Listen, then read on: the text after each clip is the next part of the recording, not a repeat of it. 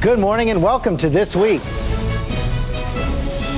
What a difference a week makes. What more do you think I should do? How about dinner?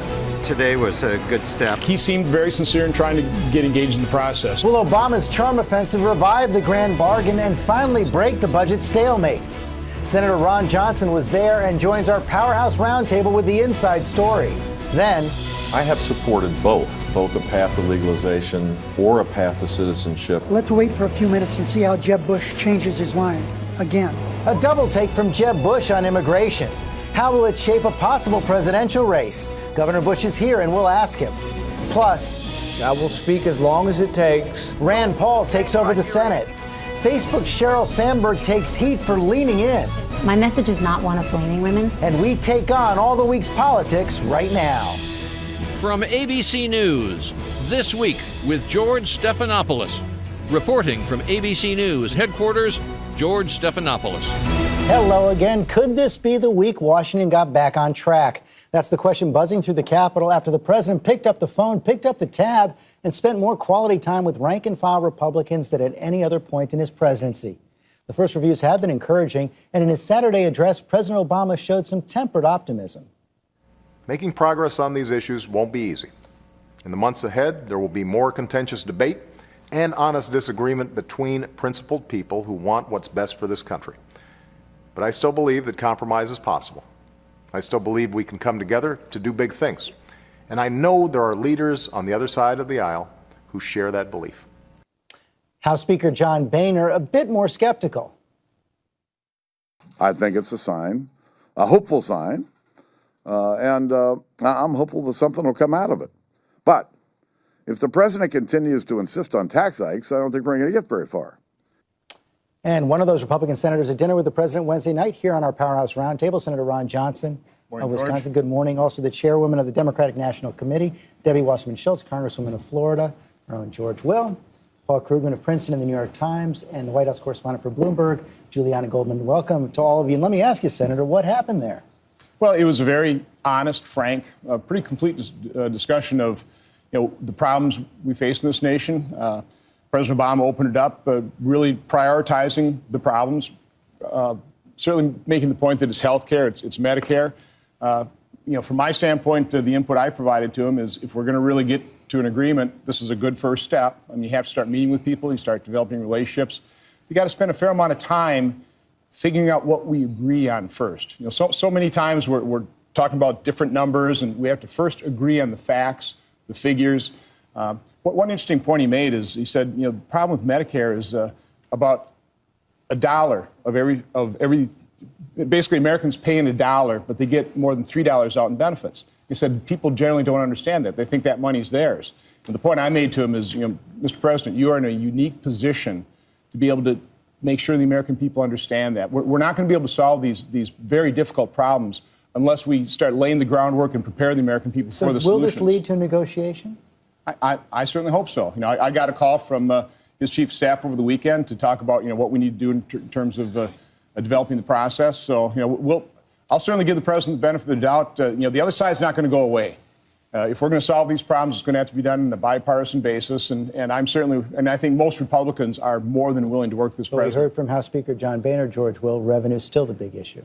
And Senator Johnson's leader, Mitch McConnell, has said the revenue question is settled. It was settled in the fiscal cliff, so no more revenues. I'm not sure what you compromise about.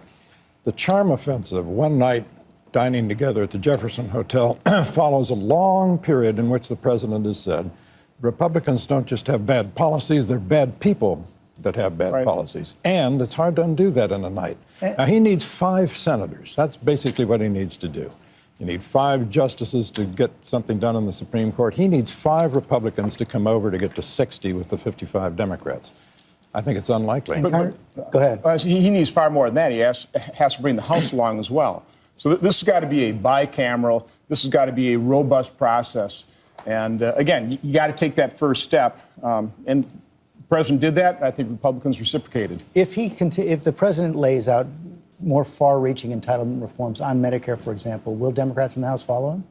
Well, I think what needs to happen, the president's going to come up to Capitol Hill this week and meet with both Republican and Democratic caucuses and conferences and continue the dialogue. I mean, unfortunately, what we've had thus far is a paralyzed Republican leadership, particularly in the House, who's not been able to act, not felt at all that they have enough leeway because of the extremism in the Republican conference to do anything with the president. So reaching out to the rank and file is extremely important. Building those relationships and building up some of that trust, because it's really hard to make tough decisions and reach consensus when there is such a trust gap. You're as skeptical as George? I'm really skeptical because, this is not about bad personal relations. People are perfectly capable of being polite to each other, being nice, having a nice dinner. This is about a fundamental difference in visions about what America should be. It's both. One party really wants to take down the safety net we have. One party really wants to privatize Medicare, wants to, roll back, want to try to privatize Social Security back in 2005. The other party wants somewhat extended and wants Obamacare to go into place, would do more if it could. That's not something you're going to resolve with a few dinners. But look, both sides understand what a grand bargain is going to look like. Republicans are going to have to give on revenues. Democrats are going to have to give on entitlements. And so there is some case for optimism now that if the president, in trying to build trust, wants these lunches, these dinners, don't become news events that we're covering. But if Republicans see the president moving forward, putting Medicare savings on the table that doesn't just hit providers, but also hits beneficiaries as well, and also going out and selling it to give Republicans some cover, then there could be a sense that you could get some Senate Republicans to help bring the House along as well. And they'll have to go first, the Senate Republicans. Yes, let's begin the process right here, right now. Is it conceivable that your caucus, you're from Florida, which is full of old people, known as God's antechamber for a good reason, but anyway. Now. Is it beg to differ. Is it conceivable that your caucus would consider, with any concessions from the Republicans, raising the age of eligibility for Medicare? Look, the only way we've made any progress in careening from crisis to crisis in the last several years is because of Democratic votes in the House of Representatives. The Republicans have been able to get absolutely nothing done with their majority. They've needed our members, the majority of our members, to actually sit down, be willing to make political sacrifice, actually spend some political capital. We supported $1.2 trillion in spending cuts, the cuts-only approach to the debt ceiling deal in the summer of 2011. We did that because it was important to not let the country go over and jeopardize the full faith and credit of the United States. We need the Republicans to realize that they are going to have to. No, but can I just say something? Because is the condition of any Republican support that you have to go for really terrible policies? Because raising the Medicare age is a terrible policy. It raises medical costs. It does very little to improve the budget. It introduces a lot of hardship. Means testing Medicare is a better policy. I don't particularly like it, but it's a better policy. There are other things you can do. There are other ways you can cut. Even I don't like the business about changing, the price index for Social Security, but that's not as bad. That's the worst of all the things on the table. Let Senator go, and then to say the Republicans haven't done anything is just false. The House has actually passed budgets, with proposals to try and save Medicare, bipartisan proposals. Quite honestly, the Senate hasn't passed a budget in over 4 years. Listen. Unless we do something, these programs are going broke. It drives me nuts. When I hear people say that Social Security is solvent to the year 2035, it's not. In the next 20 years, it'll be $5.1 trillion more in benefits than they're bringing in payroll tax. Let me put a version of George Will's question to you then. If the president went along with either means testing Medicare beneficiaries, more far-reaching, he's done a little bit already, and also adjusting the consumer price index for Social Security recipients, would you, as a senator, be open to more revenues? Listen, if you're taking a look at in a entitlement reform package, actually bringing in revenue for those entitlement reforms, I might look at that. But the fact of the matter is, we already have $1 trillion in middle income tax increases hitting us in Obamacare. They're hidden, but it's middle class. It's certainly true, as well as another $600 billion. So you've already got $1.6 trillion worth of tax increases hitting us in the next 10 years. That's going to harm economic growth. And George, the best way of getting out of this situation is economic growth. No, look, first of all, that is completely untrue. There are not $1 trillion in taxes in Obamacare. And what is true is that the president, in his grand bargain, which is still on the table, which Republicans could take him up on right now, has $360 billion more in savings that ensures that we can add solvency to Medicare. Let's look at what entitlement reform is necessary to reduce the deficit. It isn't Social Security. Social Security solvency has to be dealt with. It can be dealt with separately because there is that many years of solvency left in Social Security. So let's not hit the middle class first.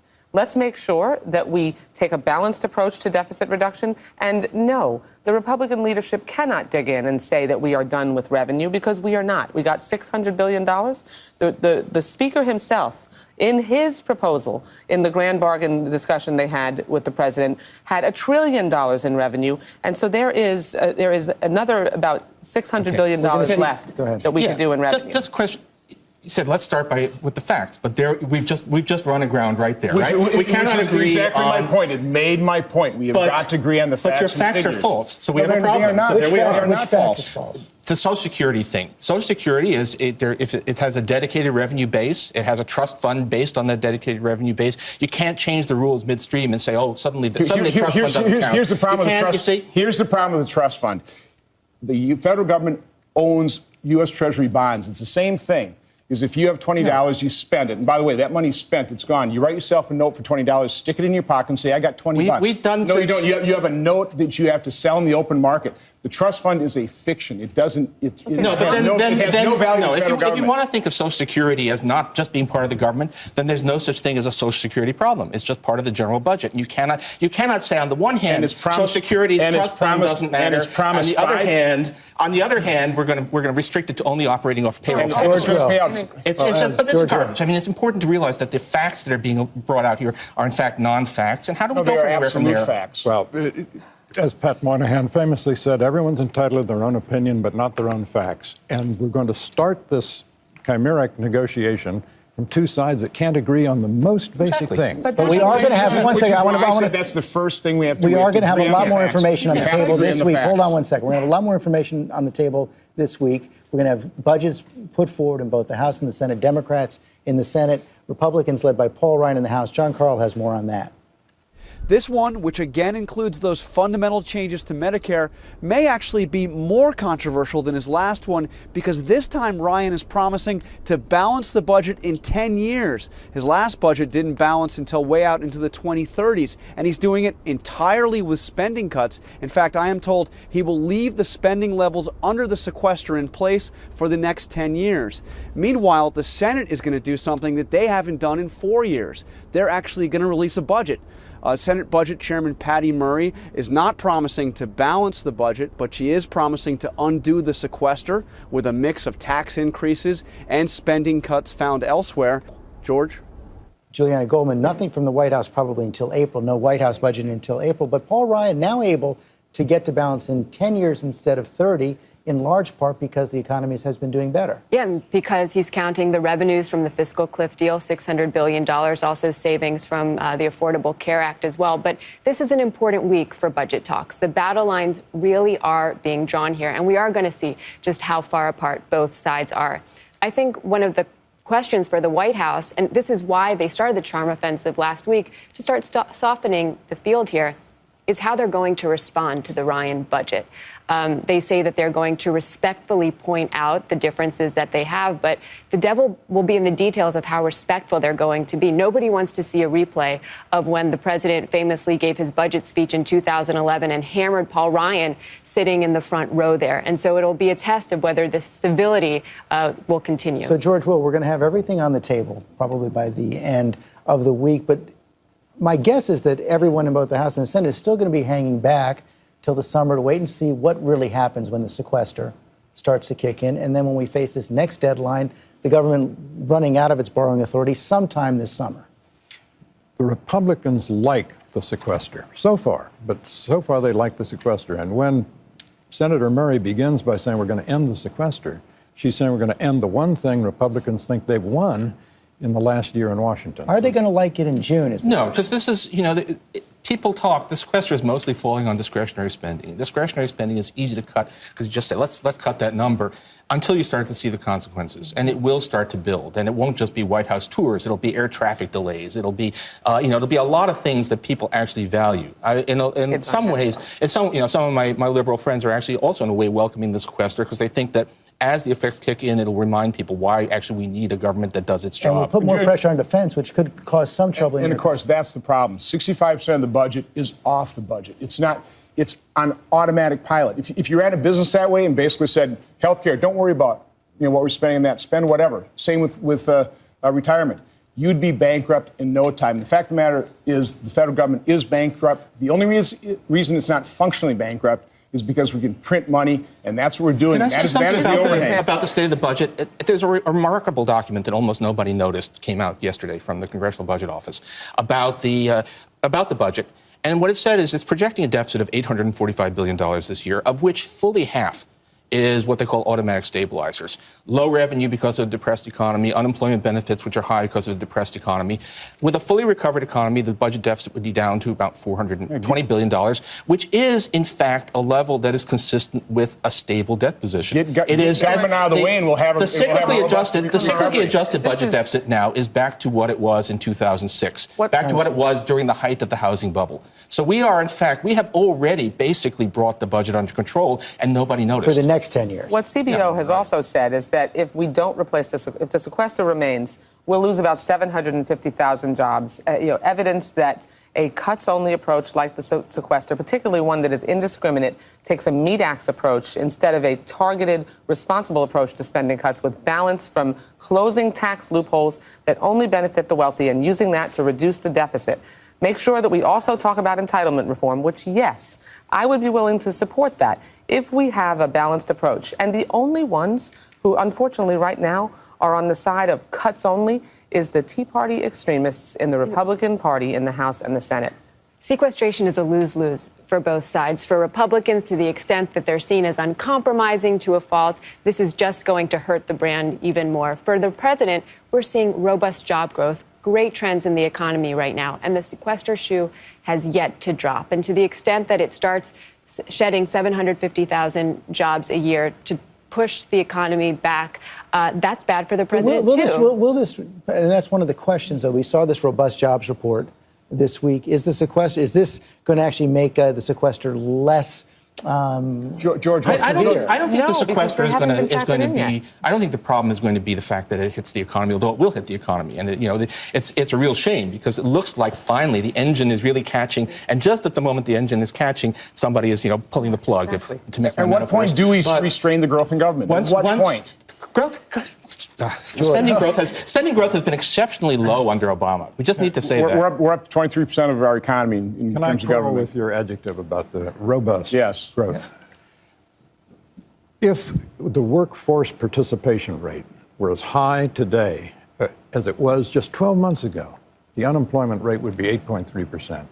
If the workforce participation rate were as high today as it was when Mr. Obama was inaugurated, the unemployment rate would be over 10%. The counter-argument to that would be if all the government jobs weren't cut, the unemployment rate would be lower. And we are still 3.1 million jobs below the high point in November 2007. 3.1 million jobs. And the fact is, the average growth after 13 quarters post-World War II recession or recovery is over 18%. Under Ronald Reagan, 19%. Under Obama, it's about 7% because of all the regulations. And because of the detail we were in. Our friends on the other side of the aisle, unfortunately, like the senator, continue to root for our economy to not be doing as well.